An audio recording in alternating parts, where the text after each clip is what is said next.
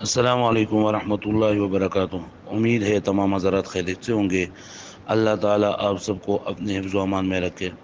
زید هو القائم میں ہوا ضمیر فصل ہے۔